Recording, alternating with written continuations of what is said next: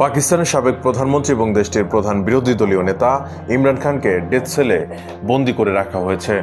এমনকি আইনজীবী ও নিকট আত্মীয়দের সঙ্গেও তাকে দেখা করতে দেওয়া হচ্ছে না, এমনটাই দাবি করেছে ইমরান খানের দল পাকিস্তান তেহরিক-ই-ইনসাফ। 17 জুলাই রাতে এক প্রতিবেদনে এই তথ্য জানিয়েছে পাকিস্তানি সংবাদ মাধ্যম এক্সপ্রেস ট্রিবিউন। সংবাদ মাধ্যমটি বলছে, ইমরান খানকে ডেথ সেলে বন্দী রাখা হয়েছে বলে বৃহস্পতিবার এক সংবাদ সম্মেলনে অভিযোগ তুলেছেন পিটিআই এর কেন্দ্রীয় তথ্য সচিব শেখ ওয়াকাস আকরাম। ইমরান খানকে দিনে 22 ঘন্টা একা একটি কক্ষে আটকে রাখা হচ্ছে। তাকে পত্রিকা, টেলিভিশন বা বই পড়ার অনুমতি দেওয়া হচ্ছে না, এমনকি আইনজীবী ও নিকট আত্মীয়দের সঙ্গেও দেখা করতে দেওয়া হচ্ছে না তাকে। ওয়াকাস আকরাম বলেন, এই অবস্থা আসলে এক ধরনের মানসিক নির্যাতন এবং মৌলিক মানবাধিকার লঙ্ঘনের নামান্তর। পিটিআই এর এই মুখপাত্র দাবি করেন, আদালতের নির্দেশনা অনুযায়ী ইমরান খানের 6 জন নির্ধারিত ব্যক্তির সঙ্গে দেখা করার অধিকার রয়েছে, কিন্তু সেটিও লঙ্ঘন করা হচ্ছে।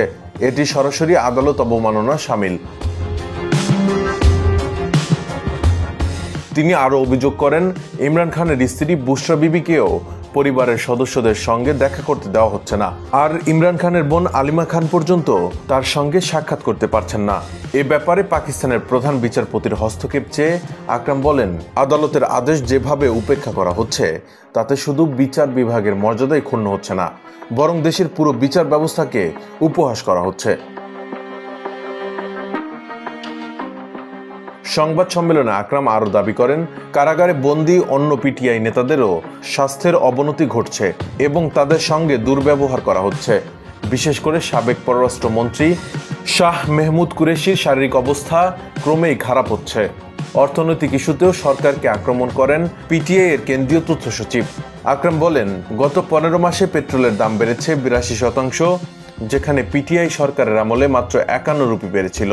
বর্তমান সরকার ভর্তুকি বাতিল করে 220 রুপিতে তুলে দিয়েছে।